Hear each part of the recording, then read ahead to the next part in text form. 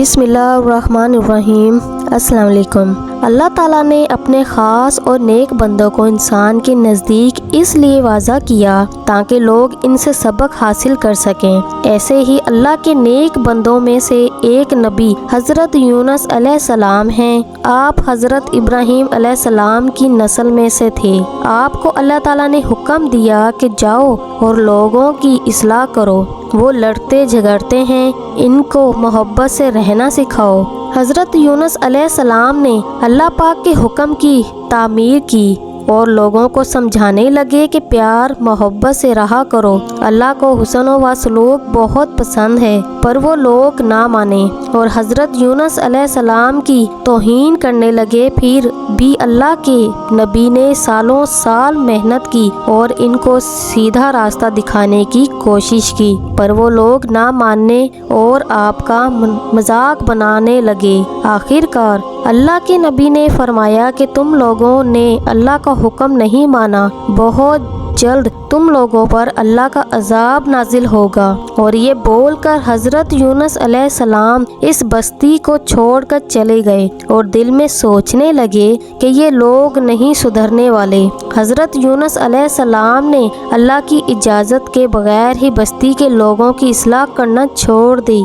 कुछ ही दिन गुजरे थे कि आसमान पर एक बड़ा सा बादल बन गया जिसमें आग के शोले और बिजली चमक रही थी। जब बस्ती के लोगों ने ये सब देखा तो वो लोग समझे कि शायद कौम लूत की तरह हम पर भी इज़ाब इलाही नाजिल हो गया है। वो लोग घबरा कर अल्लाह के सामने हाथ जोड़ने लगे, दुआएं मांगने लगे और कहने लगे यूनुस सच्चा था और इसका अल्लाह भी सच्चा था। हमने इसकी बात नहीं मानी और अब हम पर अल्लाह का अजाब आ गया है और हमें अब कोई नहीं बचा सकता। इतने में एक शख्स ने कहा, चलो अल्लाह से अपने गुनाहों की माफ़ी मांगते हैं, वो हमें माफ़ कर देगा।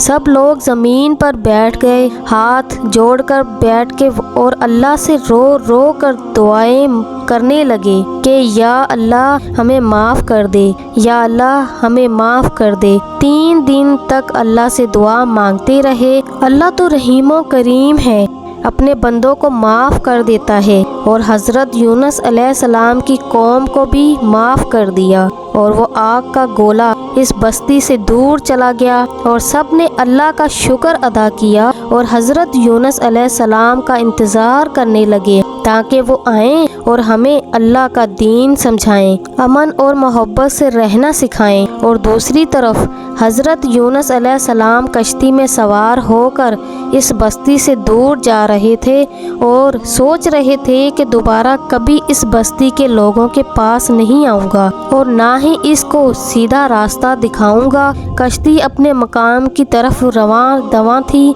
कि अचानक तूफान शुरू हो गया। कश्ती के मालिक ने कहा कि कश्ती का वज़न कम करने के लिए जो भी सामान है आपके पास वो समंदर में डाल दो। सब ने मिलकर सारा सामान समंदर में डाल दिया, फिर भी वज़न कम नहीं हुआ और ना ही कश्ती संभल सकी। तब एक शख्स ने फैसला किया कि हम में से किसी एक को समंदर में गिरना होगा। सब एक दूसरे की तरफ देखने लगे। सलार बोला, कुरान दाजी करते हैं और जिसका नाम भी आएगा वही समंदर में जाएगा। जब कुरान दाजी की गई तो हज़रत यूनुस अलैहिस्सलाम का नाम आया। सब कहने लगे, नहीं, ये तो अल्लाह का नबी है, इसको समंदर में डाल नहीं सकते। एक बार फिर कुरान दाजी की गई, फिर भी हज़रत यूनुस अलैहिस्सलाम का नाम आया। तीसरी बार फिर कुरान दाजी की गई, फिर हज़रत यूनुस अलैहिस्सलाम का नाम आ गया। तब हज़रत यूनुस अलैहिस्सलाम समझ गए कि ये अल्लाह की मर्ज़ी है और ये सोचकर वो समंदर में कूद गए। अल्लाह ने एक मछली को हुक्म दिया कि जाओ और मेरे नबी को अपने पेट में रखो। मछली ने हज़रत यूनुस अलैहिस्सलाम को निगल लिया। हज़रत यूनुस अलैहिस्सलाम जब होश में आए तो इनको पता चला कि वो मछली के पेट में है। हज़रत यूनुस अलैहिस्सलाम अल्लाह से बातें करते हैं कि अल्लाह मुझे माफ़ करना, मैं वो काम नहीं कर सका जो तूने मेरे ज़िम्मे लगाया था। हज़रत यूनुस अलैहिस्सलाम सुनते हैं کہ ان کے ساتھ ساتھ مچھلیاں بھی اللہ کا ذکر کرتی ہیں۔ حضرت یونس علیہ السلام کو 40 دن مچھلی کے پیٹ میں گزر گئے۔ ایک دن حضرت یونس علیہ السلام کو خیال آیا کہ اللہ کو اس کی سب سے محبوب چیز کا واسطہ دو، پھر اللہ میری دعا قبول کرے گا۔ تب حضرت یونس علیہ السلام کو یاد آیا کہ میرے دادا ابراہیم نے اپنے اولاد کو وہ بتایا تھا کہ یہ کل کائنات محمد کے لیے بنی ہے۔ حضرت یونس علیہ السلام نے دعا کی کہ اے اللہ، اپنے پیارے نبی حضرت محمد صلی اللہ علیہ وسلم کے صدقے مجھے اس قید سے رہا کر دے۔ اللہ نے حضرت یونس علیہ السلام کی دعا کو قبول کر لیا اور مچھلی کو حکم دیا کہ جا اور میرے نبی کو خشکی کی طرف رکھا۔ وہ مچھلی خشکی کی طرف گئی اور حضرت یونس علیہ السلام کو مچھلی نے خشکی پر اگل دیا۔ اتنے دن مچھلی کے پیٹ میں رہ کر حضرت یونس علیہ السلام کا پورا جسم سوج گیا اور دھوپ برداشت نہ ہوئی اور آپ کا جسم جلنے لگا۔ تب آپ نے اللہ سے دعا کی، اے اللہ، مجھے رہا کر دیا، اب اس تکلیف سے بھی نجات عطا کر دے۔ تب اللہ تعالیٰ نے زمین کو حکم دیا کہ ایک پھلدار درخت میرے نبی پر سایہ کرے اور خوراک بھی مہیا کرے۔ اللہ کے نبی اس درخت کے سائے میں صحت یاب ہونے لگے۔ جب مکمل طور پر صحت یاب ہو گئے تو اللہ کے نبی واپس اس بستی میں چلے گئے جہاں اللہ نے حکم دیا تھا۔ حضرت یونس علیہ السلام کے اس واقعے میں اللہ نے ایک سبق رکھا ہے۔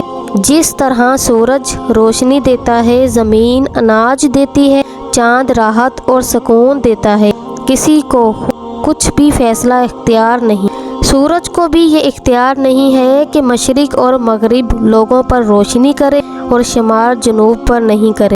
بارش کو بھی یہ اختیار نہیں ہے کہ مومن پر برسے اور منافق پر نہیں۔ ویسے ہی اللہ تعالیٰ کے نیک بندوں کو بھی یہ اختیار حاصل نہیں کہ کسی کی اصلاح کرنی چاہیے اور کسی کی نہیں۔ کون اللہ کے قریب ہے اور کون دور، یہ صرف اللہ تعالیٰ جانتا ہے۔